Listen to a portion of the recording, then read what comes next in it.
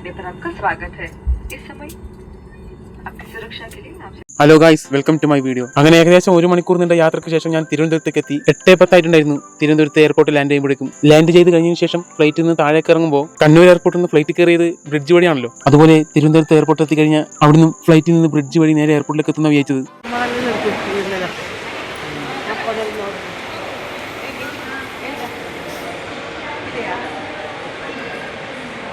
അങ്ങനെ തിരുവനന്തപുരം എയർപോർട്ടിന്റെ അകത്തളത്തിലേക്ക് എത്തി. ഒഴുകി വരുന്ന അനേകം ലഗേജുകൾക്കിടയിൽ സ്വന്തം ലഗേജ് ബാഗ് തേടി പിടിക്കുന്ന ചടങ്ങും പൂർത്തിയാക്കി എയർപോർട്ടിന്റെ പുറത്തേക്ക് ഞങ്ങൾ എത്തി. ടൂർ ഏജന്റ് ഏർപ്പാടാക്കിയ ബസ്സും വരുന്നത് നോക്കി ഞങ്ങൾ അവിടെ കാത്തിരുന്നു. അധികം നേരം കാത്തിരിക്കേണ്ടി വന്നില്ല, ബസ് വന്നിരുന്നു. ഇനി അടുത്ത പോക്ക് വയറ് ഒന്ന് റീഫിൽ ചെയ്യാൻ വേണ്ടിയിട്ടാണ്. അതിരാവിലെ ചെറുകടിയും ഒരു ചായ മാത്രം കഴിച്ചതല്ലേ, ഇനി അങ്ങോട്ടുള്ള യാത്രയിൽ അത് തികയും തോന്നില്ല. അങ്ങനെ നല്ലൊരു റെസ്റ്റോറന്റും തപ്പി പിടിച്ച് നമ്മളെ കൊണ്ട് പോവുകയാണ് ടൂർ ഏജന്റും ഡ്രൈവറും. ഏകദേശം 8:45 തിരുവനന്തപുരം നഗരം ഇതുവരെ ഉണർന്നിട്ടില്ല. എന്റെ നാടിനീത് സാമ്യമായ നഗരക്കാഴ്ചകളും ഭൂപ്രദേശങ്ങളും തന്നെയാണ് ഇവിടുത്തേതും. വലിയ വ്യത്യാസങ്ങളൊന്നുമില്ല. എന്നാൽ എല്ലാ അർത്ഥത്തിലും സാമ്യമാണെന്ന് പറയാനും പറ്റില്ല. തിരുവനന്തപുരത്തെ ചില ഡൗൺ ടൗണുകളിൽ എത്തുമ്പോൾ അതിൽ നിന്ന് വ്യത്യസ്തമായ ചില കാഴ്ചകൾ കാണാൻ സാധിക്കുന്നുണ്ട്. തിരുവനന്തപുരത്തെ സെക്രട്ടേറിയറ്റിന് മുന്നിൽ കൂടിയാണ് നമ്മൾ ഇപ്പോൾ പോയിക്കൊണ്ടിരിക്കുന്നത്. അകത്ത് കയറി കാണാൻ പറ്റില്ല, ഇതുപോലെ കാണാനേ വഴിയുള്ളൂ. ഒന്നാമത് സെക്രട്ടേറിയറ്റിന് അകത്ത് കയറിയുള്ള സന്ദർശനം ടൂർ പാക്കേജിൽ ഉൾപ്പെടുത്തിയിട്ടില്ല. ടൂർ ഏജന്റ് കണ്ടുവച്ച റെസ്റ്റോറന്റിലേക്ക് പോകാൻ വേറെ ഒരുപാട് വഴികളുണ്ട്. പക്ഷേ ഇതിൽ കൂടി പോയതെന്ന് വെച്ചാൽ വേറൊന്നുമില്ല, ഈ സെക്രട്ടേറിയറ്റ് കാണിക്കാൻ വേണ്ടി തന്നെയാണ്. അങ്ങനെ ഞങ്ങൾ റെസ്റ്റോറന്റിലേക്ക് എത്തി. ഇനി എന്തെങ്കിലും വിട്ടു വിഴുങ്ങിയിട്ടാകാം ബാക്കിയുള്ള യാത്രകൾ. പക്ഷേ റെസ്റ്റോറന്റിലെ തിരക്ക് ഞങ്ങളാകെ കുഴച്ചു. ഇരിക്കുന്നത് പോയിട്ട് ഒന്ന് കാല് കുത്താനുള്ള സ്ഥലം പോലുമില്ല.